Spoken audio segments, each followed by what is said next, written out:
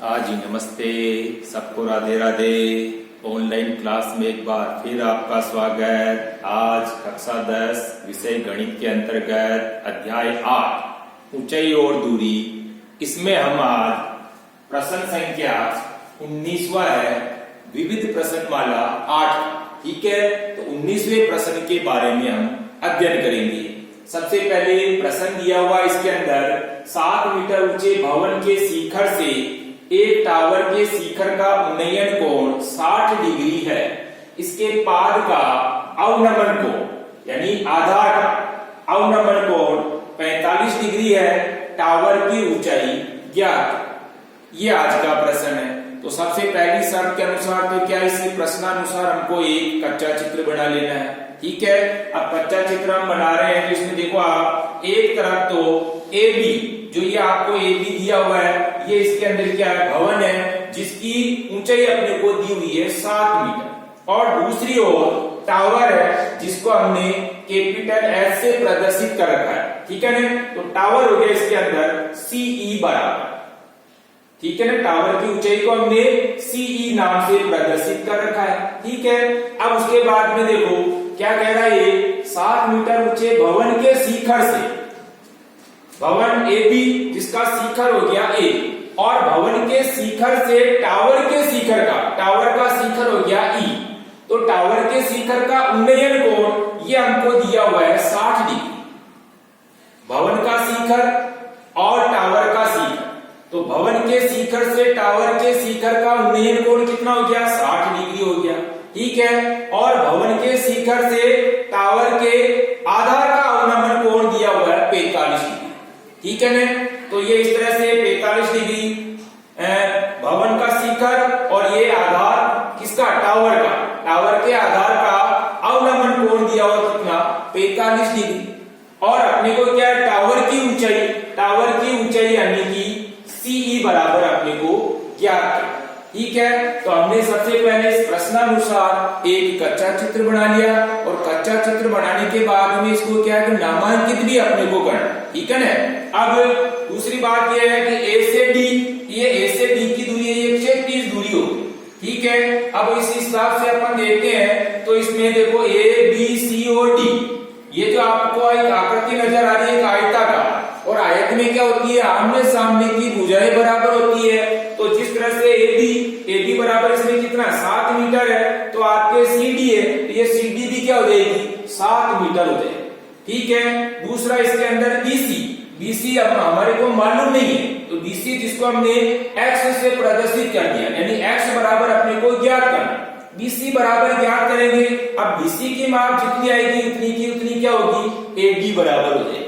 ठीक है, तो ये क्या है, ए बी सी डी इसमें आयताकार भाग है, इसीलिए क्या है कि आयत में आमने सामने की भुजा बराबर होती है, इसीलिए ए बी के बराबर हो गया सी डी, और इधर से बीसी के बराबर हो गया ए डी। ठीक है, अब आप सबसे पहले क्या है, त्रिभुज को देख रहे हैं। त्रिभुज कौन सा, ए बी सी।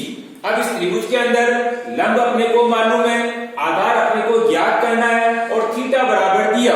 अब लंब और आधार आ रहा, इसका मतलब थीटा का जो मान देखेंगे अपन, वो थीटा का मान इसमें क्या हो जाएगा, थीटा का जो मान देखेंगे वो किसमें देखेंगे, टेन के अंदर देखेंगे। ठीक है ना, और दूसरी बात क्या है कि यहाँ पर कोण डी ए सी बराबर कितना दिया हुआ, 45 डिग्री का दिया हुआ है, तो डी ए सी और कोण ए सी बी, तो ये क्या इसका एकांतर कोण है, और एकांतर कोण का मान क्या होता है, बराबर होता है। तो कोण डी ए सी 45 डिग्री का है, तो कोण ए सी और बी ये भी कितना होगा, 45 डिग्री का होगा। ठीक है ना, तो ये क्या है कि आपके एकांतर कोण बना हुआ, और एकांतर कोण का मान क्या होता है, हमेशा बराबर होता है। तो जितना कोण ए है उतना ही कोण सी है, यानी ये आपके 45 डिग्री का, तो ये भी आपके 45 डिग्री का ही होगा। ठीक है ना, अवनमन कोण दिया हुआ था, अवनमन कोण में ये तो हो गया आपके क्षैतिज, और ये होगी इसकी दृष्टि रेखा, और क्षैतिज और दृष्टि रेखा, और दूसरी बात नीचे की ओर, ठीक है ना, आधार यानी नीचे की ओर है, इसीलिए अवनमन कोण ये 45 डिग्री का दिया हुआ है। ठीक है ना, तो ये 45 डिग्री, तो ये भी क्या होगा, 45 डिग्री, कारण क्या हो गया, एकांतर कोण है इसी। ठीक है, अब आप त्रिभुज देख रहे हो कौन सा, ए बी और सी को देख रहे, जिसके अंदर ये इसका आधार और ये इसका लंब। अब लंब और आधार, इसका मतलब थीटा का जो मान देखेंगे वो सारणी में टेन के अंदर देखेंगे। ठीक है, तो टेन 45 डिग्री बराबर लंब बटे हुए आधार। त्रिभुज कौन सा है? त्रिभुज आपका एबीसी है। ठीक है, अब टेन 45 का मान सारणी में से देखने पर टेन 45 का मान क्या होता है? सारणी में देखेंगे तो 1 होता है। ठीक है, बराबर की जगह बराबर, लंब की जगह, लंब कितना आपके 60 मीटर है, तो लंब की जगह तो लिखेंगे 60 और बटे हुए आधार, आधार की जगह x। ठीक है, हमने क्या किया? सूत्र में मान रख दिया और मान रखने के बाद क्या करेंगे? वापस इसको वज्र गुणा करेंगे। तो वज्र गुणा करेंगे, x को 1 से गुणा और 1 को 7 से गुणा। ठीक है, x को 1 से गुणा किया तो हमारे पास में ये आ गया x बराबर, और 7 को 1 से गुणा किया तो बराबर 7 मीटर। यानी x का मान हमारे पास क्या आ गया? 7 मीटर आ गया। यानी x BC की दूरी, BC कितना हो गया आपके? 7 मीटर हो गया। अब ये 7 मीटर है तो इधर से AD बराबर, ये AD बराबर भी आपकी कितनी होगी? 7 ही होगी, क्योंकि आयताकार भाग है और आयत में आमने सामने की भुजा बराबर होगी, तो BC के बराबर ही आपके AD है, इसलिए ये AD भी क्या हो गई? 7 मीटर की हो गई। ठीक है, अब आप वापस क्या करेंगे? त्रिभुज देखेंगे ऊपर, यानी कि त्रिभुज ADE को देखेंगे। ठीक है, अब त्रिभुज ADE में, अब त्रिभुज ADE के अंदर देखो लंब बराबर, लंब हो गया इसमें H1, जिसको हमने H1 के नाम से प्रदर्शित कर रखा, और आधार बराबर, आधार अभी अपन ने देखा 7 मीटर। ठीक है ना, ये x और ये x, ये 7 मीटर है तो ये भी 7 मीटर, तो लंब और आधार हो गया। इसका मतलब यहाँ भी थीटा का जो मान देखेंगे वो थीटा का मान किस में देखेंगे? टेन के अंदर देखेंगे। तो त्रिभुज ADE में टेन 60 डिग्री बराबर लंब बटे हुए आधार। अब टेन 60 का मान सारणी में से देखते हैं तो √3 आ गया, बराबर की जगह बराबर, लंब की जगह हो गया आपका H1 और आधार की जगह कितना हो गया? आधार यानी कि x BC x है तो AD भी क्या है? x ही है। तो हम क्या कर रहे हैं? H1 बटे हुए x लिख दिया, टेन 60 की जगह √3, बराबर की जगह बराबर, लंब की जगह H1 और आधार की जगह x। ठीक है, वापस √3 की जगह √3, बराबर की जगह बराबर, H1 की जगह H1, लेकिन x की जगह x का मान कितना है? 7 आया। ठीक है ना, x का मान ये 7 आया तो ये भी 7 ही है। और उसके बाद वापस क्या करेंगे? इसको वज्र गुणा करेंगे। तो वज्र गुणा करेंगे तो H1 को 1 से गुणा किया H1 और √3 को हम क्या करेंगे? 7 से गुणा करेंगे तो 7 √3 मीटर हो गया। तो ये हो गया आपके H1 बराबर। लेकिन आपको तो टावर चाहिए, टावर की ऊंचाई चाहिए, तो टावर की ऊंचाई को हमने कैपिटल H से लिखा हुआ है, तो कैपिटल H बराबर क्या हो जाएगा? यानी कि CD और प्लस DE, यानी 7 प्लस H, ये पूरा क्या हो गया? टावर हो गया। तो टावर की ऊंचाई, टावर CE बराबर चाहिए आपको। ठीक है ना, तो टावर H बराबर क्या हो जाएगा? H1 प्लस CD, यानी H1 में हम क्या करेंगे? CD का योग कर देंगे। तो H1 बराबर कितना है? H1 बराबर है 7 √3, ये आपके सामने H1 बराबर 7 √3 प्लस CD बराबर कितना?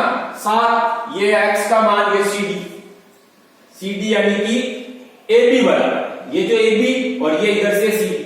ठीक है ना, तो H1 की जगह तो क्या 7 √3 और प्लस की जगह प्लस और CD की जगह 7। वापस इन दोनों में कॉमन क्या निकल गया? 7 निकल गया। 7 √3 में से 7 बाहर निकल गया तो बचा क्या? √3 और प्लस की जगह प्लस, 7 का भाग 7 में दिया 1 बार, फिर वापस 7 की जगह 7, √3 का मान 1.732 और प्लस की जगह प्लस और 1 की जगह 1, फिर वापस इस कोष्टक में इन दोनों का योग करना, यानी 7 की जगह तो 7, कोष्टक में संख्या इसका योग किया 1.732 में प्लस करेंगे 1, तो हमारे पास कितना हो गया? 7 × 2.732, यानी 7 तो ऐसे कैसे, लेकिन कोष्टक में जो संख्या थी इसका योग किया तो 2.732 और 2.732 को हम क्या कर रहे हैं? वापस 7 से गुणा कर रहे हैं। तो 7 से गुणा करने पर हमारे पास कितना आ गया? 19.124 मीटर। तो ये आपके सामने जो टावर है, इस टावर की ऊंचाई टोटल कितनी हो गई? 19.124 मीटर। आपको यहाँ ध्यान देना है, टावर जिसको अपन ने कैपिटल H के नाम से लिखा है। ठीक है ना, तो कैपिटल H बराबर, यानी ये क्या हो गया? H1 plus CD। अब H1 की जगह H1 का मान कितना है? 7√3 है तो ये 7√3 अपन ने लिख दिया। उसके बाद CD आ रहा है तो प्लस CD बराबर CD यानी कि ये आपके सामने कितनी है 7 मीटर, तो 7 मीटर तो ये, और इसमें अपन क्या करेंगे प्लस कर देंगे H1, तो टोटल क्या हो जाएगा टावर कैपिटल H हो जाएगा, ये टावर कैपिटल H, ठीक है ना। तो हम क्या करेंगे इस जगह अपने को ध्यान विशेष रखना है, टावर H बराबर क्या हो गया H1 प्लस CD, तो H1 की जगह H1 का मान आ गया और प्लस CD की जगह CD का मान आ गया, इन दोनों में कॉमन यहां निकाल दिया तो बच्चा अपने पास कोष्टक में ये लिख दिया, वापस √3 की जगह √3 का मान और प्लस 1 की जगह 1, वापस इन दोनों का योग किया, इस योग को हम क्या करें वापस 7 से गुणा करें, तो 7 से गुणा करने पर अपने पास में क्या आ गया 19.124 मीटर, ये क्या हो गया अपने टावर H बराबर, ठीक है। इस तरह से इस प्रश्न को हल करने की कोशिश की अपन ने। वापस आपको क्या करना है HW में इसी प्रश्न को हल करना, लेकिन इसके पहले अपन वीडियो को अच्छी तरीके से देखेंगे, उसके बाद पुनः अपने को इस प्रश्न को हल करने की कोशिश करना, ठीक है। HW की कॉपी में HW बराबर करना, सूत्र बराबर याद करेंगे और त्रिकोणमितीय अनुपात वाली सारणी जिसको अपन बराबर ध्यान में रखते हुए सवाल को हल करें, ठीक है। सारणी याद होनी जरूरी है, सारणी से अपने को मान ध्यान में होगा तभी अपन ये प्रश्न को हल कर पाएंगे, ठीक है ना। इसलिए सारणी से अपने को मान ध्यान में आना जरूरी है, सारणी अपने को याद होनी जरूरी है, इसलिए बार बार कहता हूं मैं सारणी को बराबर अपने को याद रखनी है और सूत्र बराबर ध्यान में रखना है और इबारत के अनुसार अपने को डायग्राम बनाना आना जरूरी है, ठीक है। धन्यवाद, राधे राधे, जय श्री कृष्णा।